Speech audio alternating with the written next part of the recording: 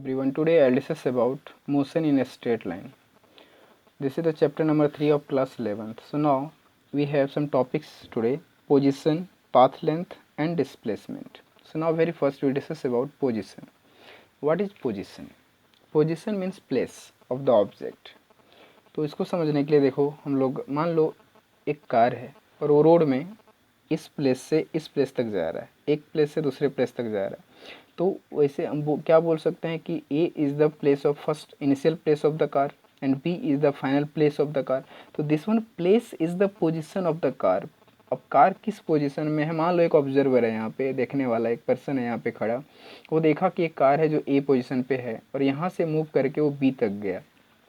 ठीक है, तो उस ऑब्जेक्ट का पोजीशन की यदि बात करें तो यहाँ से इतना डिस्टेंस पे स्टार्टिंग पोजीशन पे था, फिर कुछ देर बाद उस ऑब्जेक्ट का पोजीशन यहाँ से यहाँ तक हो गया। मतलब उस ऑब्जर्वर के अकॉर्डिंग इसका डिस्टेंस जो क्या हो रहा है, चेंज हो जा रहा है। स्टार्टिंग में डिस्टेंस कुछ था, फाइनल में डिस्टेंस कुछ है। तो यहाँ पे हम लोग फाइनल यदि पोजीशन की बात करें तो position is the place of the object. Place यहाँ पे क्या बता रहा है, पोजीशन को बता रहा है from the with respect to observer. Observer के रिस्पेक्ट में कोई भी प्लेस कोई भी ऑब्जेक्ट का, दैट इज़ द पोजीशन। ठीक है, लेकिन ऑब्जर्वर का होना ज़रूरी है। तो ऑब्जर्वर जो है यहाँ पे ऑब्जर्वर, तो ऑब्जर्वर मान लो इस जगह से ऑब्जर्व करें तो that one observing point, I mean उसको ही बोला जाता है reference point. Observing point is called reference point. Reference point means हम कह सकते हैं एक तरह से ऑरिजिन। ऑरिजिन मतलब जहाँ से स्टार्ट हो रहा है, ठीक है, जहाँ से ऑब्जर्वर उसको देख रहा है, that is the reference point. या फिर एक तरीके से बोल सकते हैं रेफरेंस पॉइंट, जैसे हम लोग क्या है ना कि मान लो कोई भी लोकेशन, कोई भी पोजीशन ऑब्जेक्ट का यहाँ पे पोजीशन है और पोजीशन है तो उसको ऑब्जर्व करने वाला का पोजीशन यहाँ पे, तो ऑब्जर्व कर रहे हैं यहाँ से कर रहे हैं तो मान लो कुछ तो डिस्टेंस होगा यहाँ से यहाँ तक इसका। तो ये डिस्टेंस जो है, मतलब जहाँ से हम डिस्टेंस उसका मेज़र कर रहे हैं, that is the reference point. जहाँ से हम उसका इनिशिएट क्या बोलते हैं, इनिशिएटिव जहाँ से ले रहे हैं उसका। तो मान लो इस ऑब्जेक्ट को हम यहाँ से देख रहे हैं तो यहाँ से इसका डिस्टेंस हम फाइंड कर सकते हैं यहाँ तक। तो दिस जहाँ से स्टार्ट कर रहे हैं that is the reference point. Origin is the reference point. Okay, तो एक रेफरेंस पॉइंट के बारे में भी यहाँ पे पता चल गया, पोजीशन के बारे में पता चल गया। तो पोजीशन क्या है, लोकेशन, और रेफरेंस पॉइंट क्या है, स्टार्टिंग पॉइंट। ठीक है, तो ये चीज़ है जहाँ से ऑब्जर्वर उसको क्या कर रहा है, स्टार्ट कर रहा है। तो ऑब्जर्वर का होना बहुत ज़रूरी है कोई भी पोजीशन को फाइंड करने के लिए, या किसी का पाथ लेंथ फाइंड करने के लिए, या फिर किसी का डिस्प्लेसमेंट को फाइंड करने के लिए। और पोजिशन ऑब्जर्वर का होना बहुत जरूरी है। ऑब्जर्वर जिस जगह से उसको ऑब्जर्व कर रहा है that is the reference point. Okay, और ओरिजिन बोल सकते हैं उसको। Now will discuss about motion. What is the definition of motion. Motion क्या है, तो देखो हम लोग देखिए कि यदि ऑब्जेक्ट का पोजिशन चेंज हो रहा है, we can say if position change of position of the object from one point to another one point is called motion. ठीक है, यदि ऑब्जेक्ट का पोजीशन चेंज हो रहा है विथ रिस्पेक्ट टू ऑब्जर्वर, ये भी जोड़ना पड़ेगा कि when the change the position of the object with respect to observer then we can say it is motion. Change of position with respect to observer is called motion. Okay, and rest की यदि बात करें तो rest क्या है, what is rest. यदि change position नहीं करे तो when change doesn't change the position of the object with respect to observer is called rest. तो यहाँ पे रेस्ट और मोशन दोनों समझ गए हम लोग। तो रेस्ट में पोजीशन चेंज नहीं होता और मोशन में पोजीशन चेंज होता है। चलो अब बात करते हैं हम लोग पाथ लेंथ की। Path length is also called distance. Path length is also called distance. तो डिस्टेंस है क्या, व्हाट इज डिस्टेंस। तो मान लो ऑब्जेक्ट ए से बी तक गया, तो ए से बी तक गया तो यहाँ पे कुछ तो डिस्टेंस कवर किया। तो एक्चुअली यहाँ पे क्या है ना कि ये पाथ लेंथ को यदि डिफाइन करना हो तो इसको एक्चुअल पाथ बोला जाता है। Actual path covered by the body. Actual path covered by body with respect to time तो ले नहीं सकते, क्योंकि डिस्टेंस को फाइंड करने के लिए हमको यहाँ पे टाइम का कोई इंपॉर्टेंस नहीं है। तो यहाँ पे बोल सकते हैं हम लोग actual path covered by body from one place to another place, या तो one point to another one point is called distance. But यहाँ पे डायरेक्शन को मेंशन नहीं करना है, because distance is the magnitude, मतलब डिस्टेंस सिर्फ मैग्नीट्यूड को मेजर करता है, डायरेक्शन की इसको कोई ज़रूरत नहीं पड़ती। This is the scalar quantity distance, और इसको मेजर करते हैं हम लोग किस में, मीटर में मेजर करते हैं। तो actual path covered by body, actual path भी बोल दोगे, actual path covered by body with respect to with respect to observer is called path length. That's all. Next one आता है हमारा डिस्प्लेसमेंट. डिस्प्लेसमेंट क्या है इसके बारे में डिस्कस करें. तो displacement is the vector quantity first of all because it has direction. इसको डिफाइन कैसे करोगे, एज इट इज डिफिनेशन होगा actual path covered by body, actual path covered by body from one point to another point with specified direction. Actual path covered by body from one point to another one point with specified direction. तो इसमें क्या है, specified direction है, इसके पास एक particular direction है, but इसके पास direction की कोई ज़रूरत नहीं है. तो डायरेक्शन के इम्पोर्टेंस के कारण आपका यहाँ पे यदि इसके पास डायरेक्शन है तो इसका जो कैलकुलेशन, जो मैथमेटिकल कैलकुलेशन होगा, देखो किस तरीके से होगा, और इसका कैलकुलेशन यदि हम करें तो किस तरीके से होगा, उसको हम लोग समझते हैं एक न्यूमेरिकल से, एक एग्जाम्पल से समझते हैं. मान लो हमारे पास एक ट्रैक है, दिस वन ट्रैक, रोड है मान लो, और रोड में एक ऑब्जेक्ट इस जगह से स्टार्ट किया चलना, ठीक है, और वो चल के इस पॉइंट तक आया. This one point is the A, this one point is the B. We have two points A and B. One car is moving on the road from point A to B and its distance is, मान लो 100 kilometre है इसका distance, 100 kilometre. अब condition A है कि यदि आपको पूछा जाए, स्ट्रेट लाइन है तो इसके पास पर्टिकुलर डायरेक्शन भी है हमारे पास है, तो यहाँ पे यदि मैं बात करूँ कि कितना डिस्टेंस से कवर किया ए से बी तक जाने में, तो 100 किलोमीटर डिस्टेंस कवर किया. डिस्प्लेसमेंट कितना कवर किया, तो डिस्प्लेसमेंट भी क्या कवर किया, इक्वल कवर किया. डिस्टेंस से displacement both are same in this situation. लेकिन अब कंडीशन थोड़ा चेंज करते हैं. अब यदि मैं बात करूँ कि ऑब्जेक्ट यहाँ से स्टार्ट हुआ ए से और फिर फाइनली बी तक गया और बी से फिर ए तक आ गया, फाइनली फिर अपने पोजीशन में वापस आ गया, तो ऐसे कंडीशन में आपका डिस्टेंस और डिस्प्लेसमेंट क्या होगा.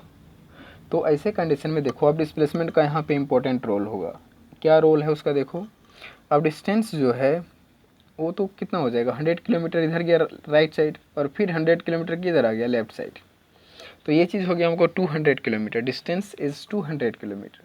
बट यदि डिस्प्लेसमेंट की बात मैं करूँ तो डिस्प्लेसमेंट कितना, तो zero. Displacement is zero because object का डिस्प्लेसमेंट कहाँ हुआ, जहाँ था वहीं है, कोई डायरेक्शन में तो है भी नहीं, जिस जगह पे था उसी जगह पे रह गया, इसलिए इसका डिस्प्लेसमेंट क्या हो गया, जीरो. तो एक तरीके से इस तरीके से हम लोग डिफाइन कर सकते हैं डिस्टेंस और डिस्प्लेसमेंट को.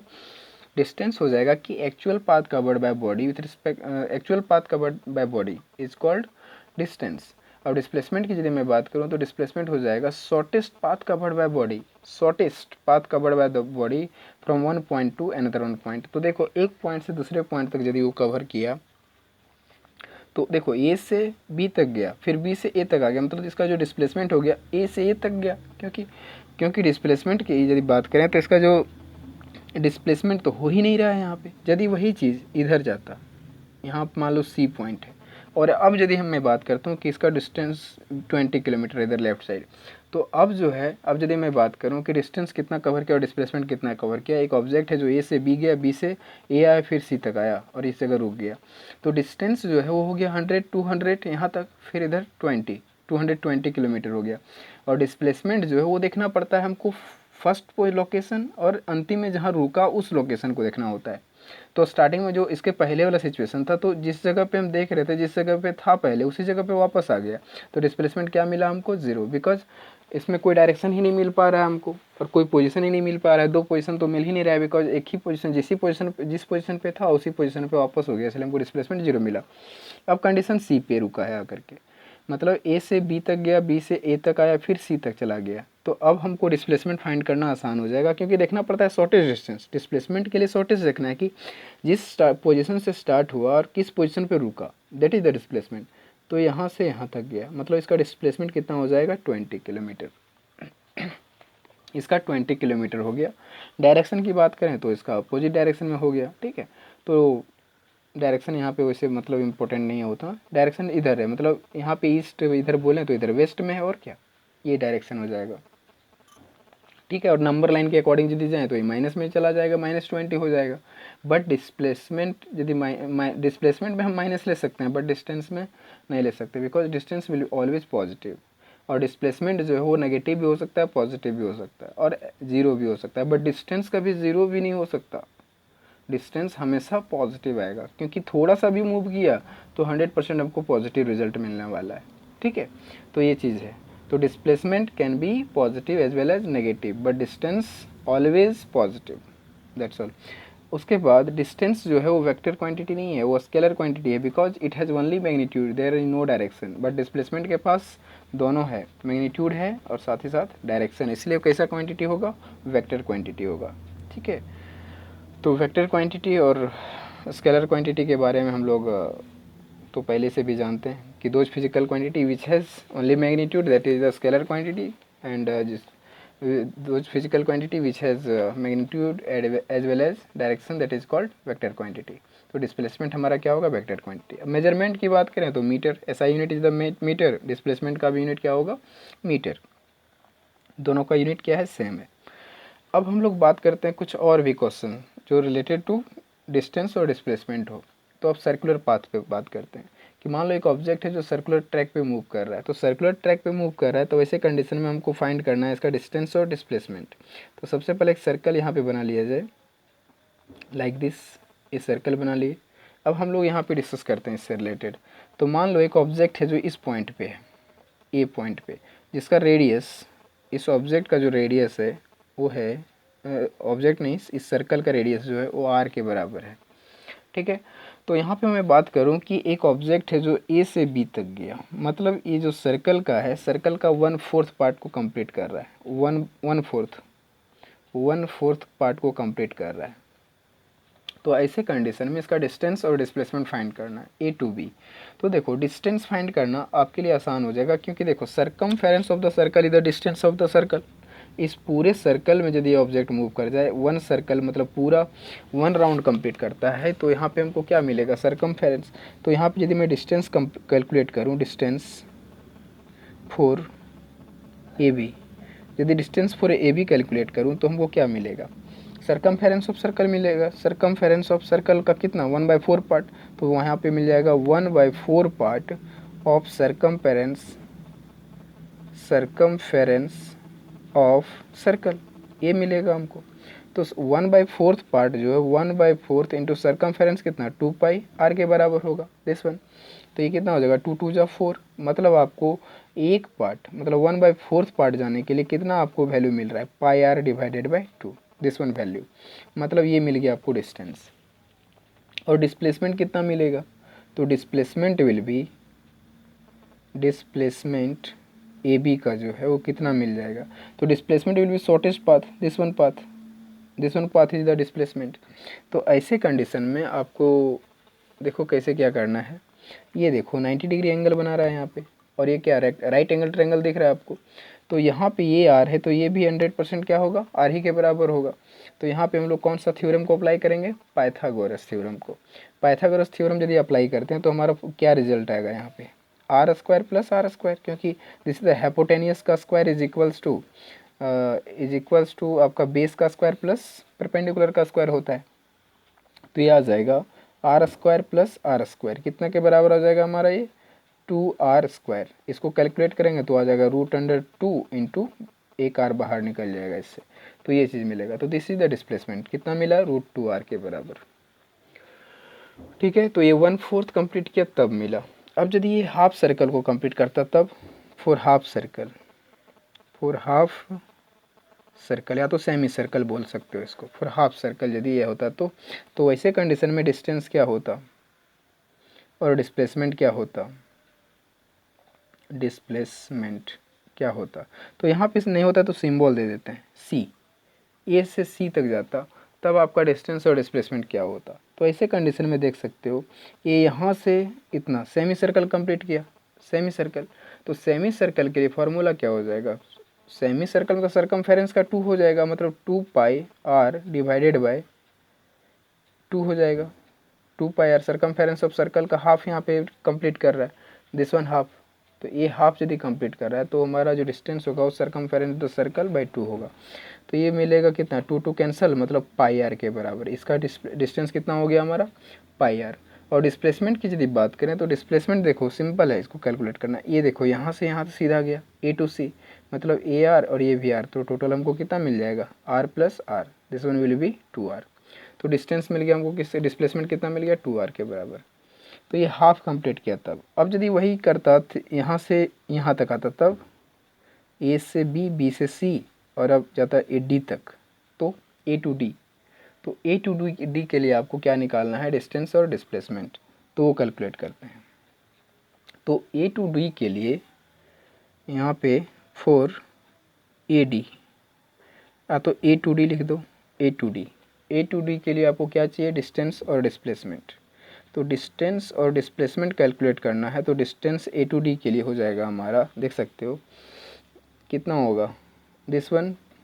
अब एक साइड यदि 1/4 हम कंप्लीट किए थे तो कितना रिजल्ट आया था हमारा, पाई आर बाई 2 आया था, पाई आर बाई 2 आया था। तो उस तरीके से देखो पाई आर बाई 2 इतना दूर के लिए मिलेगा, फिर पाई आर बाई 2 इतना दूर के लिए मिलेगा, फिर पाई बाई 2 इतना दूर के लिए मिलेगा।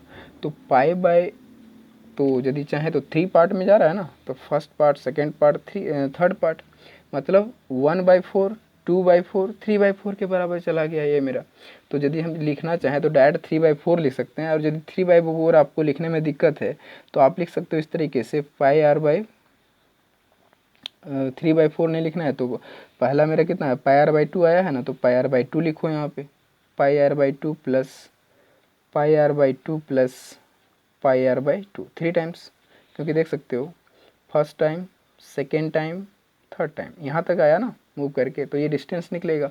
तो pi r by 2 plus pi r by 2 plus pi r by 2, total कितना मिल जाएगा, 3/3 pi r divide by 2, this one, ये रिजल्ट आएगा आपका डिस्टेंस। ठीक है, और एक तरीके से और कैलकुलेट करना है तो क्या होगा, 3/4 टाइम्स गया है वो, 3/4, तो 3/4 इंटू 2 पाई आर कर दो, तो ये चीज़, तो देखो 2 2 जा 4, मतलब यहाँ से भी क्या मिल रहा है, 3/2 पाई आर, ये चीज़ मिला। तो आप जैसे आपको कैलकुलेट करना है वैसे कैलकुलेट कर सकते हो। ठीक है, तो ये डिस्टेंस कैलकुलेट करने का हो गया। अब नेक्स्ट है डिस्प्लेसमेंट। तो डिस्प्लेसमेंट के लिए फिर वही फंडा अप्लाई करना पड़ेगा आपको, शॉर्टेज डिस्टेंस। तो डिस्प्लेसमेंट ए टू डी के लिए देखो, ए टू डी के लिए क्या होगा, फिर ये शॉर्टेज डिस्टेंस आ जाएगा हमारा, दिस वन। तो डिस्टेंस वही होगा, तो क्या होगा मेरा, this one R, this one also R. तो वैसे कंडीशन में फिर हमारा क्या रिजल्ट आएगा, √2 इंटू आर के बराबर आ जाएगा, √2 इंटू आर। तो this one will be displacement once again. अब नेक्स्ट हमारा क्वेश्चन आता है कि चलो ठीक है, ए से बी गया, बी से सी गया, सी से डी, मतलब ए टू बी गया तो कैलकुलेट कर लिए, ए टू सी गया तो भी कैलकुलेट कर लिए, ए टू डी गया तब भी कैलकुलेट कर लिए हम लोग डिस्टेंस और डिस्प्लेसमेंट। अब यदि वापस आ करके ये पूरा टर्न कंप्लीट करके ए तक आ जाता है, तब डिस्टेंस और डिस्प्लेसमेंट क्या होता है। ठीक है, when starts from A and end on the A, then what will be distance और डिस्प्लेसमेंट। तो ऐसे कंडीशन में आपका डिस्टेंस जो होगा वो किसके बराबर हो जाएगा, for complete one revolution, for complete one revolution distance is equals to 2 pi r होगा, distance will be 2 pi r and displacement is equals to 0। ठीक है, for complete one revolution distance will be 2 pi r and displacement will be 0। Distance आपका 2 pi r के बराबर आ गया, circumference 2 circle के बराबर आ गया, और डिस्प्लेसमेंट 0 के बराबर आ गया। ठीक है, तो इस तरीके से हम लोग एक सर्कुलर पाथ के लिए कैलकुलेट कर लिए। लेकिन अब क्या है कि आपका डायरेक्शनल मेथड भी मिल सकता है, और बहुत तरह का आपका रेक्टेंगुलर शेप का आ सकता है, स्क्वायर शेप का आ सकता है, इस तरीके का क्वेश्चन आपको सॉल्व करना पड़ सकता है। यदि हम डायरेक्शन की बात करें तो देखो डायरेक्शन वाला मेथड में कैसे क्वेश्चन आएगा डिस्टेंस और डिस्प्लेसमेंट कैलकुलेट करने का। एक्चुअली सब 9th क्लास में सब पढ़ा हुआ है, लेकिन फिर भी जान लो। देखो मान लो क्वेश्चन आ सकता है कि एक ऑब्जेक्ट है जो राइट साइड सबसे पहले गया, राइट साइड गया, फिर वो क्या है लेफ्ट साइड, मतलब स्टार्टिंग में ऐसे डायरेक्शन बता सकता है कि ईस्ट साइड गया। स्टार्टिंग में एक ऑब्जेक्ट है या तो एक पर्सन है जो ईस्ट साइड गया, वो कितना 5 मीटर ईस्ट गया। आफ्टर दैट ये लेफ़्ट टर्न लिया, तो लेफ़्ट टर्न लिया तो किधर जाना पड़ेगा, दिस वन लेफ़्ट गया और इधर से 6 मीटर गया। फिर बोलेगा राइट टर्न लिया, तो किधर जाएंगे, राइट टर्न इधर जाएंगे, तो बोला 3 मीटर गया। ठीक है, वंस अगेन ये बोलेगा फिर कि फिर से राइट लिया, तो राइट किधर आएगा, दिस वन साइड, तो फिर ये 6 मीटर। ठीक है, अब क्वेश्चन आपको पूछा जा रहा है कि कितना डिस्टेंस और डिस्प्लेसमेंट कवर किया ये। तो ऐसे कंडीशन में आपका डिस्टेंस और डिस्प्लेसमेंट देख सकते हो कितना डिस्टेंस कवर किया, 5 6 6 3, तो 6 6 12 प्लस 3 15 प्लस 5 20 किलोमीटर ये डिस्टेंस कवर किया, 20 डिस्टेंस कवर किया। डिस्प्लेसमेंट कितना कवर किया, तो डिस्प्लेसमेंट देखो स्टार्टिंग कहाँ से किया था, स्टार्टिंग यहाँ से किया था, तो यहाँ से यहाँ तक देखना है हमको, तो ये सीधा लाइन आपको ऐसे ड्रॉ करना पड़ेगा। मतलब कितना, ये 3 है तो ये भी कितना होगा, 3 होगा, opposite faces will be equal, तो ये हो गया 3 मीटर, मतलब 5 और 3 कितना हो जाएगा, 8 मीटर विल बी डिस्प्लेसमेंट। तो इस तरीके से कैलकुलेट करना है, ठीक है। तो ये हो गया कैलकुलेट करने का तरीका। और भी होता है, जैसे आपको बोलेगा कि ठीक है एक ऑब्जेक्ट ऐसे गया, फिर लेफ़्ट लिया, ठीक है, फिर लेफ़्ट लिया तो इधर आएगा, और फिर राइट, फिर या तो फिर क्या बोलते हैं, सबसे पहले इस इधर गया, फिर लेफ़्ट लिया, फिर राइट लिया, फिर ये इधर गया, उसके बाद फिर इधर गया, इस टाइप से क्वेश्चन देखना, समझना इसको। स्टार्टिंग में एक ऑब्जेक्ट है जो ए से स्टार्ट किया, ये 3 मीटर गया, फिर लेफ़्ट टर्न लिया और वो 2 मीटर गया, आफ्टर दैट फिर लेफ़्ट टर्न लिया और ये 3 मीटर गया, 3 मीटर, आफ्टर दैट फिर से क्या है राइट टर्न लिया और ये 2 मीटर गया, आफ्टर दैट फिर ये 3 मीटर गया लेफ़्ट टर्न लेके, इतना। तो अब क्वेश्चन आपको पूछा जा रहा है कि calculate the distance and displacement. अब डिस्टेंस और डिस्प्लेसमेंट दोनों कैलकुलेट करना है, तो कैसे कैलकुलेट करेंगे हम लोग। तो देखो 3 2 5 3 8 2 10 एंड 3 13 किलोमीटर, आपको मीटर क्या मिल गया, आपको डिस्टेंस मिल गया। अब हम लोग डिस्प्लेसमेंट कैलकुलेट करते हैं। तो डिस्प्लेसमेंट कैसे कैलकुलेट करें इतना दूर का, तो डिस्प्लेसमेंट कैलकुलेट करना है तो this one will be shortest path, ये चीज़ हमको कैलकुलेट करना पड़ेगा, दिस वन पाथ कैलकुलेट करना है हमको। तो ऐसे कैलकुलेट करना है, तो आप यहाँ से परपेंडिकुलर ड्रॉ कर दो, ऐसे इसको मिला दो, तो ये देखो 2 है, ये किसके, इसके 2 के बराबर ये भी है, तो ये कितना मिल गया, ये पूरा line 4, this one line is total 4 मिल गया हमको, ये 4 मीटर, और ये कितना है 3, तो 4 और 3 मतलब ये राइट एंगल ट्रायंगल बन गया इस तरीके से। तो यहाँ पे हम क्या लगा देंगे फिर पाइथागोरस, तो पाइथागोरस लगेगा तो क्या होगा, दिस वन 4 का स्क्वायर प्लस इधर का क्या है 3 का स्क्वायर, कितना मिल जाएगा 16 प्लस 9, ये मिलेगा √25, मतलब कितना मिला 5 मीटर, ये जो है सो कितना मिला हमको 5 मीटर के बराबर। तो this one will be displacement, ठीक है। तो डायरेक्शन मेथड में कुछ इस टाइप से हमको कैलकुलेट करना होता है डिस्टेंस और डिस्प्लेसमेंट। अब थोड़ा सा रेक्टेंगल की बात करते हैं। मान लो रेक्टेंगुलर पाथ के लिए बोला जाए आपको, तो रेक्टेंगुलर पाथ के लिए यदि आपको डिस्टेंस और डिस्प्लेसमेंट कैलकुलेट करने के लिए बोला जाए, तो मान लो कुछ इस टाइप का एक खेत है बोला जाएगा, या तो एक फील्ड है, और फील्ड में एक पर्सन है जो इसका राउंड लगा रहा है। तो राउंड लगा रहा है, मान लो ए पॉइंट से स्टार्ट किया और सी पे आके रुक गया, ठीक है, जिसमें साइड दिया हुआ है ये 2 मीटर और ये 1 मीटर, इस तरीके से साइड दिया हुआ है। तो बोलेगा ए से सी, मतलब ये कैलकुलेट करो। तो यहाँ पे क्या करेंगे हम लोग, पाइथागोरस थ्योरम लगा करके ए टू सी निकाल देंगे डिस्प्लेसमेंट के लिए, और डिस्टेंस कितना 2 and 1 3 हो जाएगा हमारा डिस्टेंस। तो यहाँ पे डिस्टेंस हमारा हो जाएगा 3, और डिस्प्लेसमेंट यदि कैलकुलेट करना है तो ये हो जाएगा 1 का स्क्वायर प्लस 2 का स्क्वायर, कितना हो जाएगा 4 + 1 √5 आ जाएगा ये, ठीक है। तो इस तरीके से हम कैलकुलेट कर सकते हैं डिस्टेंस और डिस्प्लेसमेंट, ठीक है। अब नेक्स्ट यदि स्क्वायर की बात करें, स्क्वायर, ये रहा स्क्वायर, ऐसे इस तरीके का यदि बात करें, तो मान लो इसका साइड दिया हुआ है 2 मीटर, ठीक है। क्वेश्चन आ सकता है कि एक ऑब्जेक्ट है जो यहाँ से स्टार्ट किया और यहाँ आके रुक गया, तो यहाँ डिस्टेंस और डिस्प्लेसमेंट कैलकुलेट करो। तो डिस्टेंस डिस्प्लेसमेंट दोनों कैलकुलेट करना, तो डिस्टेंस तो इसका भी 2 होगा, तो 2 कितना हो जाएगा 4, डिस्टेंस हमारा मिल जाएगा यहाँ पे 4 मीटर। और डिस्प्लेसमेंट की यदि बात करें तो डिस्प्लेसमेंट फिर पाइथागोरस लगाएंगे, तो 2 का स्क्वायर प्लस 2 का स्क्वायर कितना हो जाएगा 4 + 4, this one will B √8, this one मतलब कितना मिलेगा 2√2 के बराबर मिल जाएगा दिस वन। तो 2√2 मीटर के बराबर आपको क्या मिल गया डिस्प्लेसमेंट। और वही चीज़ बोला कि पूरा एक चक्कर लगाया, पूरा 1 कंप्लीट, मतलब ए से स्टार्ट किया और ए पर फिर वापस आ गया, तो डिस्टेंस और डिस्प्लेसमेंट क्या होगा। तो डिस्टेंस ऐसे कंडीशन में होगा आपका देख सकते हो डिस्टेंस मेरा हो जाएगा कितना, साइड इसमें कितना है, टोटल 4 है, तो हो जाएगा इसका पेरीमीटर 4 के बराबर है, तो पेरीमीटर लगा दो इसमें, perimeter 4 4 into 2, this one will B 8 answer. जैसे डिस्टेंस होगा किसके बराबर, 8 मीटर के बराबर। और वही चीज़ डिस्प्लेसमेंट की बात करें तो डिस्प्लेसमेंट जिस जगह पे था उसी जगह वापस आ गया, इसलिए क्या होगा, 0 होगा।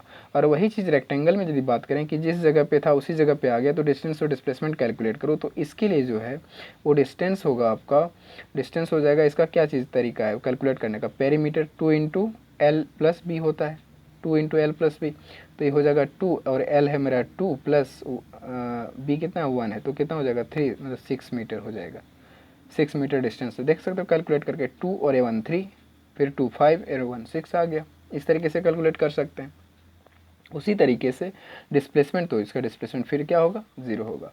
तो इस तरीके से हम लोग डिस्टेंस और डिस्प्लेसमेंट कैलकुलेट करते हैं। सर्कल के लिए आप देख लिए, डायरेक्शन मेथड देख लिए, रेक्टेंगुलर मेथड देख लिए, और स्क्वायर के लिए भी देख लिए। ठीक है, तो हम लोग आज डिस्कस किए क्या क्या, position, path length, distance, displacement. ठीक है, तो ये सारा डिस्कस किए। इस तरीके का क्वेश्चन आपको पूछा जाता है। ठीक है, रेफरेंस पॉइंट हम लोग समझे, reference point is the origin point. So this is the all about of the today lecture. So thank you for watching.